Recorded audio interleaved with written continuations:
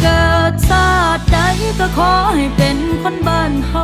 ให้ว่าบ้านนอกก็สร้างเขาหัวใจเฮาก็ซ้ำนี้ศักดิ์ศรีของความเป็นคนที่บ่ได้ปล้นผู้ใดมีพ่อแม่เพิ่นสั่งไว้อย่างดีอยากได้อยากมีให้อดเอาคิดพ่อคำเบาแล้วมีแห้งหัวใจ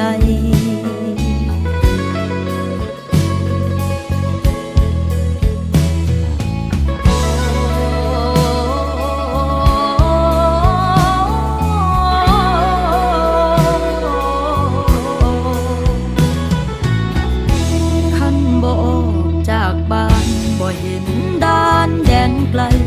คันบ่ไปหำเฮียนก็บ่มีความหูคันเจ้าได้ขี้สากังห่มเป็น